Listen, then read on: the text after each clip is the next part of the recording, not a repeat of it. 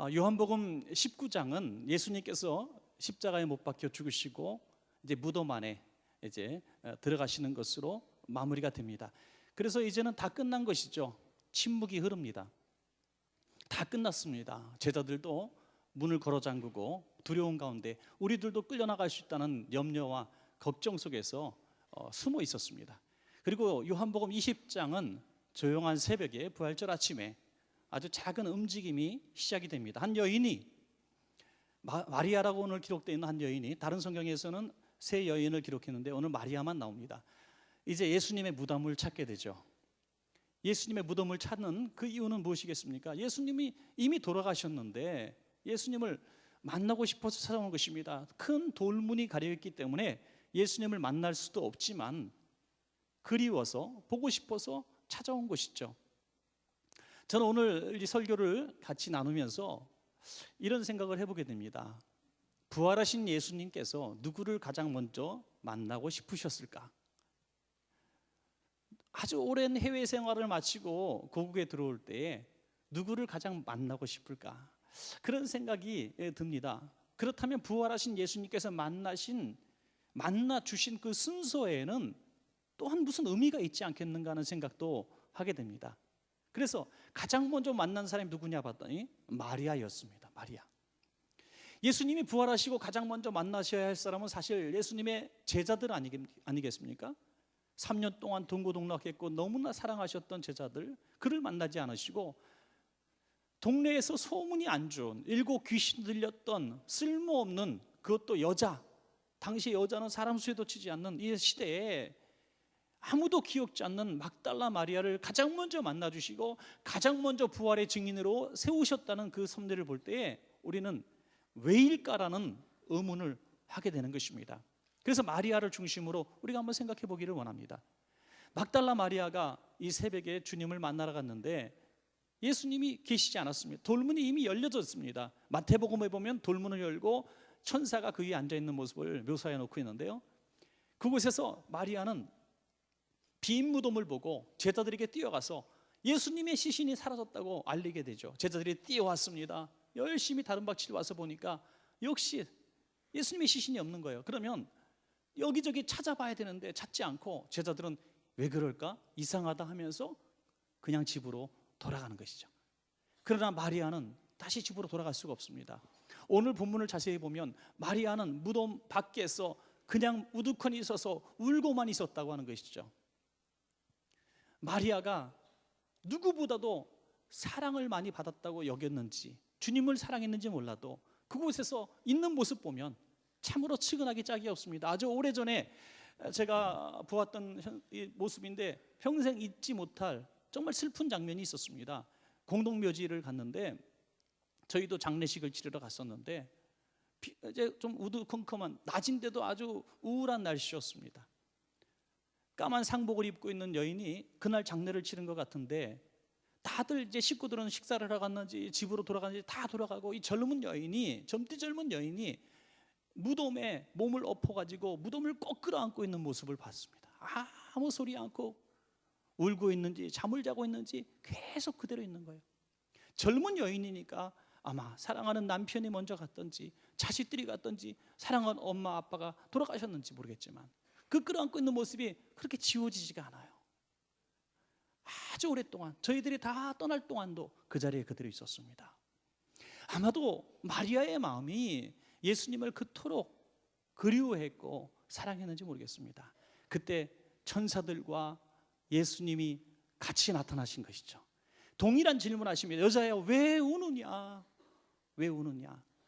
마리아는 두려워하지 않았습니다. 이 올라온 장소에서 무덤문이 열려있고 시신이 사라진 장소에서 남자들을 만났는데 두려워하지 않습니다. 당신이 만약에 예수님을 훔쳐갔으면 또는 어디 갔는지 아신다면 제게 좀 말씀해 주십시오. 제가 그 시신을 가져가겠습니다. 얼마나 담대합니까? 얼마나 용감합니까? 그렇다면 도대체 이 마리아는 얼마나 큰 사랑을 받았길래? 그렇지 않습니다. 더 많은 사랑받은 사람들이 제자들이었고 더 많은 고침을 받은 사람들이 수도 없이 많아 있었습니다. 왜 마리아만 그랬을까요? 저는 이렇게 결론을 낼 수밖에 없습니다. 마리아가 예수님의 가장 많은 사랑을 받았다기보다 가장 누구보다도 예수님께로부터 받은 은혜를 은혜로 간직하고 있었기 때문이라는 거죠. 여러분, 저와 여러분들이 은혜를 많이 받은 사람과 적게 받은 사람이 주님을 사랑하고 안 사랑하는 것이 아니라 은혜를 감격하는 사람이 주님을 사랑하는 사람입니다. 어떤 장로님 댁에 신방을 가셨대요. 목사님이 신방 가셔서 기도 제목 써내세요 했더니 기도 제목을 한참을 머물고 쓰질 않아요. 그러더니 장로님이 쓰셨는데 왜 늦게 쓰셨냐 봤더니 기도 제목은 하나도 없고 감사할 것밖에 없어서 한참 걸렸다고. 왜 기도 제목이 없겠습니까? 왜 문제가 없겠습니까? 감사한 것들만 생각이 난다는 건 은혜를 은혜로 아는 사람이고, 은혜를 은혜로 아는 사람은 늘 성령께서 그 안에 내주하시는 사람입니다.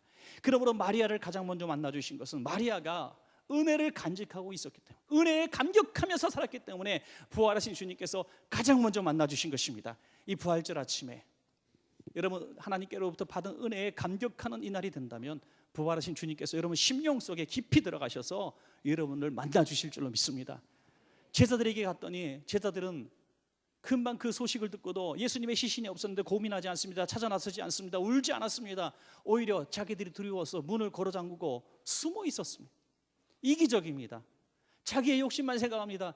예수님이 시신이 없었는데, 불효자죠. 불효자. 부모님이 병원에 입원하셔서 오늘 돌아가실지 내일 돌아가실지 모르는데 자식들은 오락장에 가고 놀러 가고 여행 가고, 여러분 그런다면 그게 정상적인 자녀입니까? 여러분 효자 효녀가 어디 있습니까? 사랑하는 사람의 고난에 동참하는, 부모의 고난에 동참할 때 효자 효녀가 잘 될 때는 몰라요. 아프고 힘들 때 자식이 효자가 드러나는 것이죠. 이 제자들은 효자 성도가 못 됐어요. 예수님의 시신이 없어졌고 마리아가 무덤에서 울고 있는데 자기들은 자기들의 욕심만 생각하고 문을 걸어 잠그고 숨어 있었어요. 예수님 같으면, 우리가 예수님 모습이라면 얼마나 실망이 있겠어요. 여자보다 못하고 7 귀신 들렸던 여자보다 못한 이 제자들. 그러나 예수님은 동일하게 그들에게 찾아가셨다는 것이죠. 예수님을 찾지 않았지만 예수님이 직접 찾아가 주셔서 평안을 빌어주셨습니다. 그러자 그들의 두려움은 떠나가고 근심은 떠나가고 그들의 마음속에 평화가 찾아온 줄로 믿습니다. 그런데 하필이면 그 자리에 도마가 없었어요. 도마가 없었어요. 도마는 더 이기적인 사람이고 더 교만한 사람이에요. 제자들이 다 예수님을 봤다 그러는데 도마는 뭐라고 말합니까? 내가 예수님 못자국을, 손에 못자국을 보고, 내가 그 옆에 창자국을 보고 내 손가락으로 찔러 보고야 내가 믿겠다는 거죠. 도마는 시각을 믿고 감각을 믿는 사람입니다. 여러분 3년 동안이나 제자 노릇하고 제자들이 다 예수님을 봤다고 하는데도 믿지 않는 불신의 제자.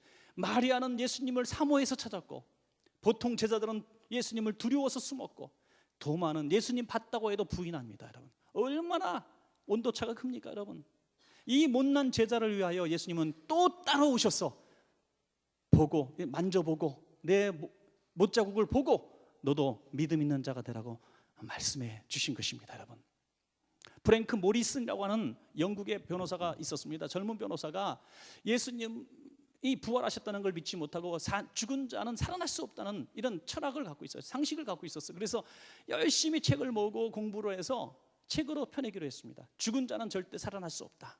한번 죽으면 인생은 끝이다. 이걸 증명하기 위해서 책을 여러 가지 연구조사하고 책을 쓰다가 그가 예수님을 만나게 됩니다. 여러분 예수님을 반박하기 위해서 공부한 사람들은 하나같이 예수님을 믿어요. 그 중에 하나가 웰리스라고 하는 사람이 쓴 배너라는 책이죠. 예수님이 안 계시다고. 여러분 그래서 진화론을 신봉하는 사람들에게 전 그렇게 말하고 싶어요. 창조론을 반복하기 위해서 창조론을 공부 좀 해보라고. 그러면은 창조론이 믿어지게 되는 것이죠. 예수님이 부활하지 않으셨다는 것을 공부하다가 예수님 부활하셨다는 사실을 믿어버리게 됐습니다. 그래서 누가 돌을 옮겼나, 누가 돌을 옮기다, Who Moved the Stone이라고 하는 유명한 책을 썼어요. 그래서 이 책이 수많은 사람들에게 부활을 증언하는 역사가 되고 있다는 것입니다. 할렐루야. 여러분 말씀의 중심은 이것입니다. 예수님은 예수님을 간절히 사모하는 사람을 먼저 만나 주셨지만 이기적인 꽁꽁 숨어있는 부끄러운 제자들도 만나 주셨고, 예수님 안 계시다고 대적하고 부인하는 도마도 만나 주셨습니다. 그리고 동일하게 모두에게 기쁨을 주셨습니다. 오늘 저와 여러분 예수님 만나는 데는 순서가 있을지 모르겠지만 부활하신 예수님 만난 누구라도 기쁨이 충만할 것입니다.